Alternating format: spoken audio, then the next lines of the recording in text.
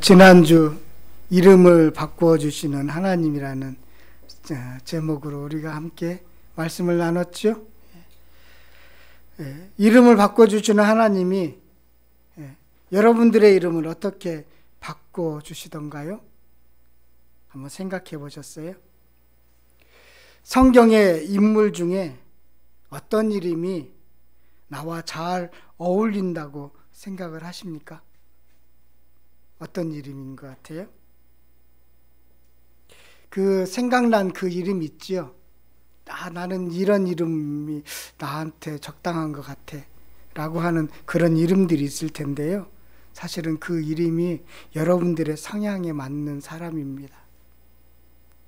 그 이름, 성경의 그런 이름처럼 그래서 살려고 하면, 힘쓰면 그 성경의 인물처럼 여러분들도 은혜와 변화를 경험하게 돼요. 한번 깊이 생각해 보시기를 바라겠습니다. 그 성경의 인물의 성향이 본인의 성향이 담겨져 있기 때문에 그렇습니다. 저는 야곱이라고 그랬죠. 제 성향하고 딱 맞아요. 그렇지만 마지막에 내가 아버지보다 할아버지보다 하나님을 더 많이 알게 되었습니다라는 그 고백을 향해서 저도 지금 한 걸음 한 걸음 나아가고 있습니다. 여러분들 한번 깊이 그 이름을 한번 생각해 보시기를 바라겠습니다. 여러분들은 소통을 잘 하시는 편인가요? 그러니까 말을 많이 한다고 해서 소통을 잘하는 것은 아니에요. 소통을 잘 하지 못하는 분들의 좀 한두 가지 특징을 보면 자기 말만 하시는 분들이 있어요. 그리고 다 안다고 생각하는 분들은요, 사실은 말을 좀 많이 하고 다 알기 때문에 더 많이 이렇게 하는데 사실은 소통에 어려움을 겪는 분들입니다. 그리고 또 한 가지는 나이가 들면서요, 소통에 어려움을 많이 겪습니다. 젊었을 때보다는 나이가 들면 자기 생각에 많이 빠져있기 때문에 소통에 어려움을 겪습니다. 그래서요, 여러분, 나의 말하는 습관이 상대방을 살리게 하는지, 나의 말하는 어떤 것들이 나만 살려고 하는지 좀 살펴보셔야 돼요. 그래서 상대방을 살리는 말을 많이 하시면, 상대방을 높여드리고 상대방을 살도록 하는 말들을, 그런 솔루션들을 많이 하면 소통을 잘하게 되는 거예요. 그러면 삶이 자신의 삶도 윤택해집니다. 이를 위해서 필요한 것은요, 많이 듣는 것도 필요하고요, 좋은 질문도 필요합니다. 제가 오늘 이야기를 했을까요? 오늘 본문은 이름이 바뀐 아브라함의 질문과 하나님의 대답이 있는 엄청난 사건이 기록되어 있기 때문입니다. 지금 아브라함이 하나님과 소통하고 있는 거예요. 질문을 하고 하나님이 대답을 해줍니다. 이전까지는 아브라함이 환상 중이나 꿈에서 그렇게 엎드려 있는 중에 대화를 했던 경우가 많이 있었습니다. 그런데 지금 얼굴을 마주보며 대화하면서 하나님께 질문하기에는 처음 있는 일입니다. 여러분, 누구나 아브라함처럼 이렇게 하나님과 얼굴을 직접 대면해서 질문하는 것 누구나 바라지요. 그러나 다 하나님과 대화가 가능한 것은 아닙니다. 하나님과 대화가 가능한 수준에 이르러야 합니다. 수준이 좀 맞아야 되는 거죠. 우리가 아주 어린아이하고는 말이 안 되잖아요.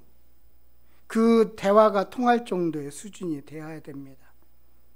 하나님이 지금 아브라함을 친구로 대해줘야, 아브라함처럼 친구로 대해줘야 긴밀한 대화가 가능하기 때문입니다. 그렇다면 이런 하나님과 대면해서 지금 대화를 하고 있는데, 이 대화를 하기 전에 아브라함에게 무슨 일이 있는가 아는 것이 참 중요하지요. 아브라함이 무엇을 알았죠? 17장 전능하신 하나님을 알게 되었습니다. 전능하신 하나님을 알게 되었어요. 그리고 그 전능하신 하나님이, 모든 일을 다 할 수 있는 그 하나님이 이름 하나 달랑 바꿔주셨어요. 아브라함의 이름, 사라의 이름을 바꿔줬어요. 아브라함을 아브라함으로, 사라는 사라로 이름을 바꾸어 줬습니다. 그 존재 그 자체를 바꾸어 주셨다는 뜻이에요. 그전에는 자신을 위한 삶, 고귀한 아버지, 그 공주와 같은 이름으로 살았다면 이제는 열국으로, 사명으로 방향을 바꾸어 줬다는 거예요. 이름에 담겨져 있는 뜻입니다. 그리고 이름이 바뀐 아브라함이 무엇을 했죠? 믿음의 결단으로 할례를 행했습니다. 이제는 말씀만 믿고 따르겠다는 결단을 보여줬다는 뜻이죠. 이제부터는 신앙생활 잘 하겠습니다라는 결단을 보여준 것입니다. 우리가 하나님과 대화가 잘 되지 않는 것은 사실은 이 부분이 간과되었기 때문입니다. 이 정도의 수준에 이르셔야 돼요. 저도 오늘 이 말씀을 준비하면서 계속적으로 주님께 기도했습니다. 하나님, 저는 이 수준에 아직 이르지 못했는데, 그래서 주님과 아직 이런 아브라함처럼 대화의 수준에 이르지 못했는데, 저도 하나님과 그런 대화의 수준에 이르렀으면 더 좋겠습니다. 막힘이 없었으면 좋겠습니다. 나는 기도를 했더니, 야, 너도 꽤 나하고 대화를 잘하고 있어 라는 마음을 주셨습니다. 하나님이 이제 아브라함에게 현현하셨죠. 최초의 성육신 사건이 여기입니다.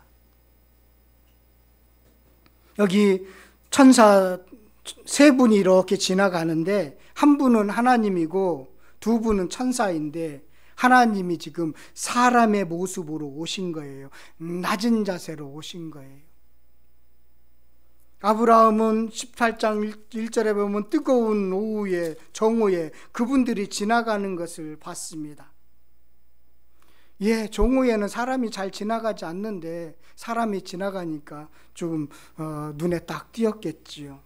그런데 지나가는 그분들을 보통 분이 아니었다는 것을 느끼는 것입니다. 그분들에게서 풍기는 어떤 존엄성, 고상함, 어떤 고결함, 정결한 기쁨을 느낄 수가 있는 거예요. 사람마다 그런 기쁨들이 있잖아요.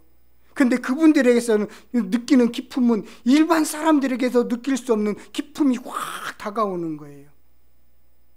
그래서 그분들에게 달려가서 그분들을 맞이합니다. 아브라함은 지금 성육신한 천사를 알아볼 수 있을 정도로 깊은 영성을 지니고 있다는 것이에요.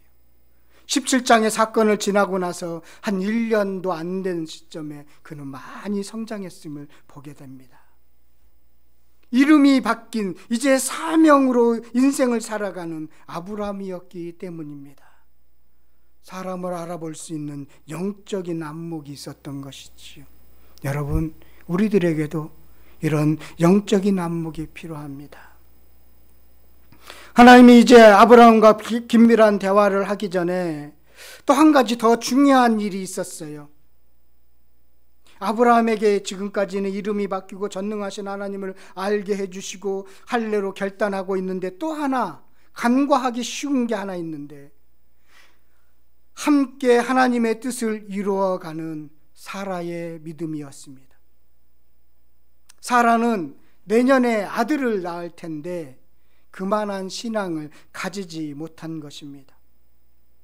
사라는 지식적으로 지극히 높으신 하나님, 전능하신 하나님은 알고 있었습니다. 그런데 내가 아들이 있을 것이라고 하니까 그럴 일 없다고 합니다. 왜요? 전능하신 하나님을 지식적으로 알고 있었기 때문에, 자기 생각의 수준으로 알고 있었기 때문에 그것은 있을 수 없는 일이라고 그는 받아들였기 때문입니다. 그것을 믿었기 때문입니다. 그래서 그런 일이 있을 수 없다. 그래서 이런 사라에게 하나님이 누구신지를 가르쳐 줘야만 했습니다. 그래서 14절에 보세요. 14절에 보면 이렇게 말씀하고 18장 14절입니다. 함께 읽겠습니다. 여호와께서 능하지 못한 일이 있겠느냐? 기한이 이를 때에 내가 내게로 돌아오리니 사라에게 아들이 있으리라. 여호와께서 능하지 못한 일이 있겠느냐? 전능하신 하나님이라는 뜻이지요. 전능하신 하나님이에요. 그랬더니 어떻게 반응합니까? 하나님은 능치 못할 일이 없다는 것이지요. 그랬더니 사라의 반응이 나옵니다. 뒤에 나오죠. 15절 함께 읽겠습니다. 시작. 사라가 두려워서 부인하여 이르되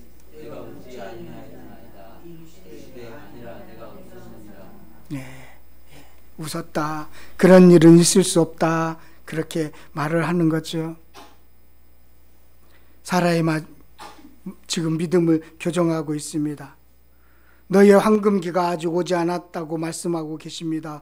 눈에 보이는 현실에 일희일비하지 말고 기다리면 한 걸음 한 걸음 걸어가면 너의 인생 가운데 반드시 이루실 전능하신 하나님을 만나게 될 것이라고 그렇게 가르쳐주고 있습니다. 그래, 너와 함께 네 남편과 함께 하나님의 뜻을 이루어야 돼 라는 것을 교정하고 있습니다.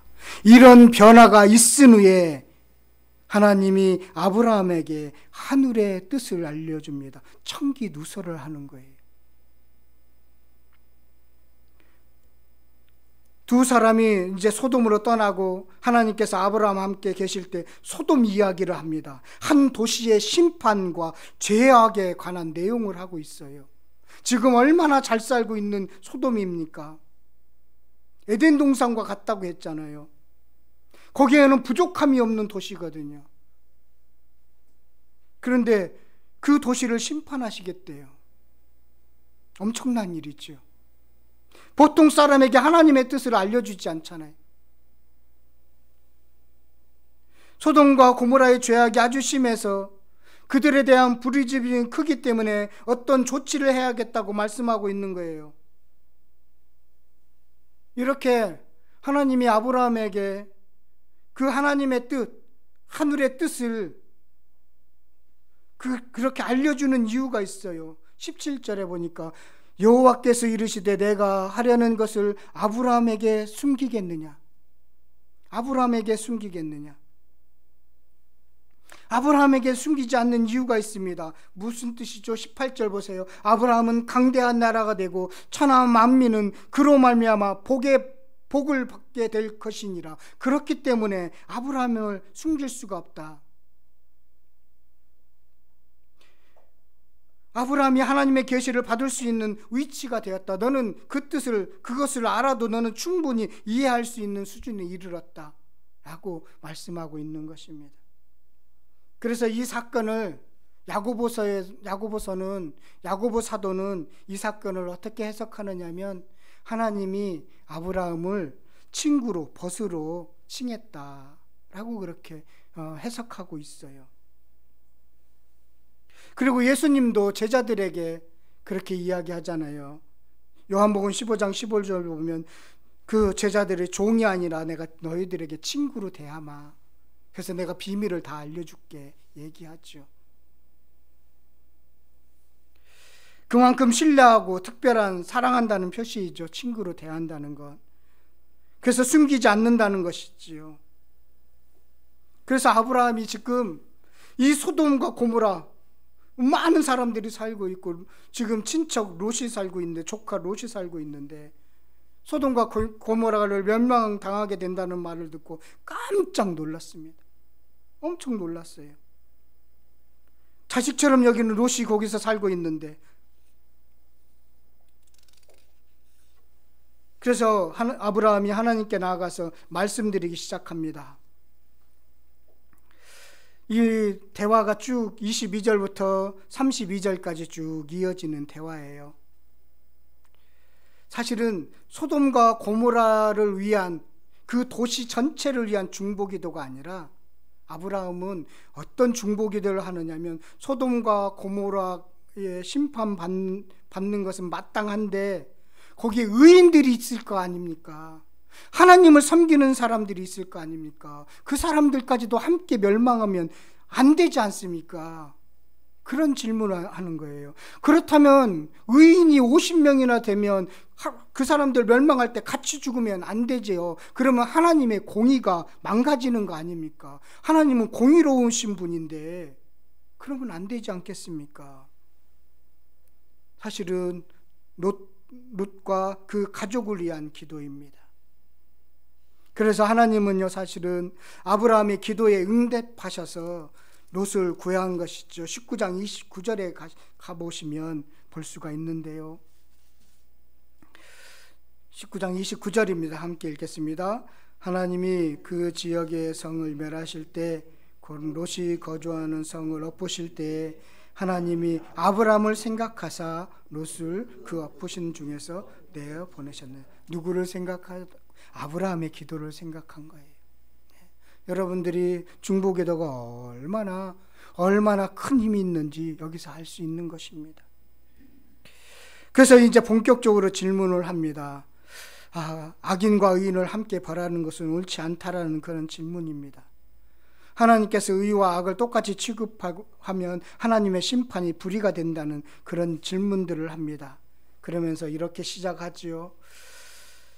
자신을 표현하는데 27절에 보면 티끌이나 재화가 싸우니라고 이렇게 자신을 표현합니다. 50명 의인이 있으면 하나님 멸망하지 않겠죠. 내가 50명만 있으면 내가 소돔과 고모라 멸망하지 않아. 그러면서 다시 기도할 때, 다시 질문할 때, 저는 티끌과 재화 같은 피조물인데 한 번만 더 여쭙겠습니다. 그러면 5명 모자르면 45명이 있으면 멸하지 않겠지요? 그럼 멸하지 않지. 45명이 없다는 뜻입니다. 그래서 이제는 10명씩 줄여갑니다. 하나님 노하지 마십시오. 30절 보세요. 노하지 마십시오. 30명이 있으면 그 소돔과 고모라 멸망하지 않으시죠? 그랬더니 30명만 있어도 내가 멸하지 않을 거야. 그러니까 31절에 내가 감히 죽게 지금 아뢰입니다. 너무 이렇게 죽게 아뢰입니다. 그러면 20명만 있으면 멸하지 않겠지요? 그렇지. 그러니까 32절에 또 이르되 노하지 마십시오. 감히 내 죽게 이야기한다고 하더니 32절에는 노하지 마세요. 화내지 마세요. 한 번만 더 묻겠습니다. 10명이 있으면 멸하지 않겠지요? 그럼 멸하지 않지. 10명이 없다는 것입니다. 10명은 한 공동체를 이루는 최소한의 기준을 의미합니다. 아브라함의 생각에는 롯이 의인이니까 그 롯이 선한 영향력을 끼치고 그 가족들이 있으니까 가족들이 선한 영향력을 끼치면 그 도시에서 50명은 있겠지. 그런 생각을 가지고 질문을 시작한 것입니다. 그런데 우리가 19장에 나아가서 읽어보면 롯이 세상 가운데는 성공했지만 영향력을 끼치지 못했다는 것을 보게 되잖아요. 그래서 의인 10명이 없는 도시가 되어버렸습니다. 그리고 나서 어떻게 됐죠? 여호와께서 아브라함과 말씀을 마치시고 가시니 아브라함도 자기 곳으로 돌아갔더라. 이렇게 해서 대화가 끝났습니다. 소통이 끝났죠. 여러분, 대화를 멈추는 것도 소통의 일부입니다. 소통에 실패하는 분들이 있는데 계속적으로 말을 하는 분들이 있어요. 소통은 잠깐 대화를 멈추는 것도 소통의 하나의 큰 도구이거든요. 하나님의 뜻을 이해할 수 없다고 한 요나, 그도 소통을 하다가 멈추었습니다. 하나님이 니느웨를 심판하시기로 한 뜻을 하나님이 돌이키셔요. 망해야 되는데 그때 요나의 행동을 볼 수가 있습니다. 요나의 이야기를 제가 자주 하는 것 같아요.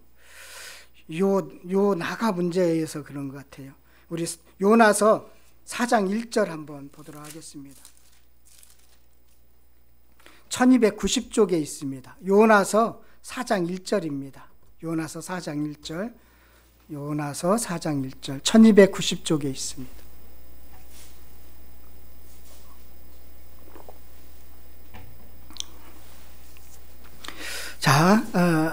찾으셨죠? 요나서 4장 1절인데요. 요나 화를 많이 내는 사람이에요. 1290쪽에 있어요. 1290쪽. 요나서 보면 요나가 매우 싫어하고 성내며 툭하면 싫어하고 성내는데요. 그러면서 이제 여호와께 기도하고 기도로 소통하고 있는 거예요. 어떻게 하느냐면 2절 보니까 이르되 여호와여 내가 고국에 있을 때에 이러하겠다고 말씀하지 아니하였나이까. 그러므로 내가 빨리 다시스로 도망했습니다. 자기가 도망한 이유를 설명하면서요. 주께서는 은혜로우시며 자비로우시며 노하기를 더디하시며 인애가 크시사 뜻을 돌이켜 재앙을 내리지 아니하시는 하나님이신 줄 내가 알았습니다. 하나님께 화를 낸 요나는요, 하나님이 그런 분인 것을 그대로 하는 거예요. 화가 난 거예요. 하나님은 자비롭고 은혜로우셔서 그놈 때려주고 혼내야 되는데 안 혼낼 것 같아서 화가 난 거예요. 화가 났어요. 그러니까 그래서 이제 하나님의 반응은 어떤 반응하느냐면 4절 보니까 여호와께서 이시되 야 네가 성내는 것이 왜 옳으냐? 너 왜 이렇게 성을 내? 하나님의 반응이에요. 황당한 반응이에요. 갑자기 화를 내니까요. 하나님은 잘못한 게 하나도 없잖아요. 하나님은 하나님의 자비로우심과 은혜로우심과 노하기를 더시하신 그 모습대로 그대로 행하셨어요. 하나님이 바라는 거예요. 원래 뜻을 돌이키면 회개하면 용서해 주는 게 하나님의 뜻이에요. 원래 뜻이에요. 원래 갖고 있는 뜻이에요. 돌이키기만 하면 다 용서해 줘요. 어떤 사람이든 돌이키면 다 용서하시는 게 하나님의 뜻이에요. 하나님이에요. 그 하나님의 성품이에요. 그런데 그 하나님을 이해하지 못하니까 계속적으로 요나는 8절 9절 보면 화를 내요. 죽겠다고 탁 하면 내가 죽어버리지 뭐, 이런 거예요. 대드는 거죠. 자녀가 부모에게 이렇게 훈계하면 내가 확 죽어버리면 되지 뭐, 이렇게 반응하는 거하고 똑같은 반응을 보이고 있어요. 그리고 나서 하나님이 얼마나 긍휼하신지를 알려줘요. 한 생명을 얼마나 아끼는 하나님인지를 알려줘요. 그리고 나서 요나가 그것을 깨닫고 대화를 이어갈 수 없어서 대화를 멈춥니다. 아브라함이 하나님의 뜻을 깨닫고 소돔과 고모라에 의인 10명이 없다는 것을 깨닫고 대화를 멈추는 것처럼 대화를 멈춥니다. 그것도 소통의 일부입니다. 여러분, 자기는 잘못이 없다고 따지기만 해도 소통이 좀 안 되는 경우가 많이 있습니다. 자기는 잘못이 없습니다. 그렇게 따지는 분들이 있죠. 그러면 소통이 잘 안 됩니다. 하나님과의 대화가 잘 안 된다는 뜻이에요.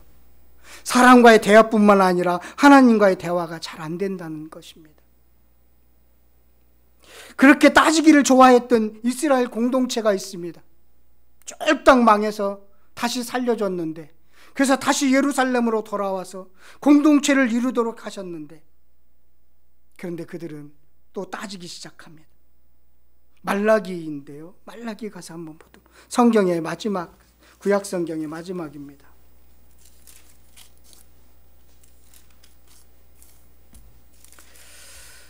말라기의 특징은 뭐냐면 자기들은 잘못이 없는데 하나님이 너무나 우리들에게 잘해주지 못해줬다는 거예요.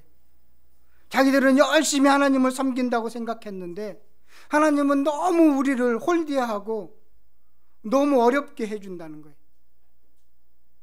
그래서 따지는 거예요. 하나님께. 1장 2절에 보면, 말라기 1장 2절에 보면 여호와께서 이르시되 내가 너희를 사랑하였노라 하나 하나님이 야 내가 너를 얼마나 사랑하는데, 너희는 이르기를 주께서 어떻게 우리를 사랑하셨나이까 하는도다. 주께서 어떻게 사랑하셨습니까? 주께서 사랑하셨다면 이런 일이 있을 수 있겠습니까? 나라가 쫄딱 멸망해서 우리가 노예 생활하다가 지금 다시 돌아왔지만 지금 삶의 형편없습니다 라고 어떻게 사랑했다면 그럴 수 있겠습니까? 이렇게 따지는 거예요. 또 한 군데 보도록 할게요. 2장 6절에 보면 내 이름을 멸시하는 제사장들아 나 만군의 여호와가 너에게 이르기를 아들은 그 아버지를, 종은 그 주인을 공경하나니 내가 아버지일진데 나를 공경함이 어디 있느냐? 내가 주인일진데 나를 두려워함이 어디 있느냐 하나 너희는 말을 이르기를 우리가 어떻게 주의 이름을 멸시하였나이까 하는도다. 우리는 멸시한 적이 없습니다. 그랬더니 설명을 하죠. 답변이 7절이에요. 너희가 더러운 떡을 나의 제단에 드리고도 말하기를 우리가 어떻게 주를 더럽게 하였나이까 하는도다. 이는 너희가 여호와의 식탁은 경멸히 여길 것이라 말하기 때문이라. 대충 해도 돼. 그런 대충 해도 된다고 생각하는 그들의 태도, 그러면서 자신들은 잘못이 없다고 이야기하는 그들의 모습들을 발견할 수가 있습니다. 한 군데 더 가서 보면 2장 17절에 보면, 시간이 없어서 다 볼 수는 없지만 2장 17절에 너희가 말로 여호와를 괴롭게 하고도 이르기를 우리가 어떻게 여호와를 괴롭혀 드렸나이까 하는도다. 이는 너희가 말하기를 모든 악을 행하는 자는 여호와의 눈에 좋게 보이며 그에게 기쁨이 된다 하며 또 말하기를 정의의 하나님이 어디 계시냐 함이라. 법대로 살면 손해만 봐. 정의 하나님이 어디 있어? 악하게 살아야 부자가 되고 잘 살게 되지. 정의 하나님, 공의 하나님 어디 있느냐고 그렇게 따지고 있다라는 거예요. 그래서 우리는 정의롭게 살려고 했더니 고생만 하네라고 그렇게 따지고 있다는 것입니다. 자신의 잘못을 인정하지 않으면 하나님과의 소통이 안 됩니다. 여러분, 소통하고 싶으세요? 그러면 자신이 문제가 있다는 것도 뒤돌아보셔야 됩니다. 자신이 고칠 것이 있다는 것도 보셔야 됩니다. 그래야 소통이 됩니다. 자신 사람과의 소통뿐만 아니라 하나님과의 소통도 마찬가지입니다.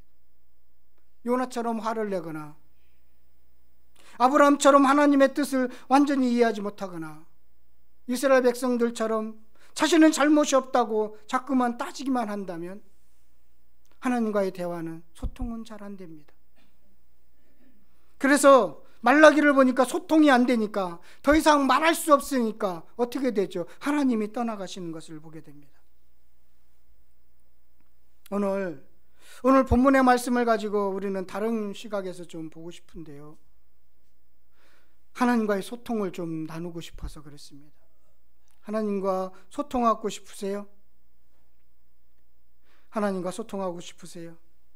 우리도 아브라함처럼 하나님과 대화가 가능한 수준에 이르러야 합니다. 전능하신 하나님을 믿으셔야 됩니다. 나는 하나님만 섬기겠습니다라고 결단하셔야 됩니다. 그리고 나를 위해서 삶이 아니라 열방을 구원하시는 하나님의 뜻을 위해서 살겠습니다라는 결단들이 있어야 됩니다. 그래야 하나님의 뜻이 이해가 되지요. 늘 자기만을 생각하는데 어떻게 하나님의 대화가 되겠습니까? 늘 자기 것만 쳐다보고 있는데 어떻게 하나님의 뜻을 이해할 수가 있겠습니까? 대화가 안 되지요. 불통이 있지요. 롯을 위해 기도한 아브라함처럼 상대방을 위해서 기도하는 사람이 되셔야 됩니다.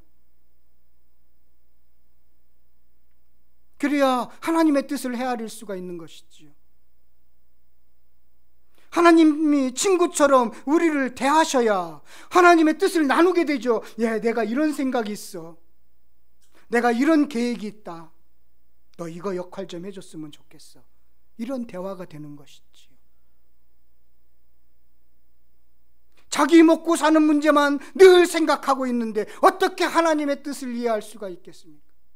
열방을 향한 하나님의 계획을 전혀 알지 못하는데 나는 대화가 안 됩니다. 하나님과 소통이 되지 않습니다라고 그렇게 말할 뿐이지요. 아닙니다. 하나님은 대화하고 싶어요. 하나님은 뜻을 알려주고 싶어요. 그런데 우리가 귀를 닫아버렸어요. 듣기 싫어합니다. 하나님의 뜻을.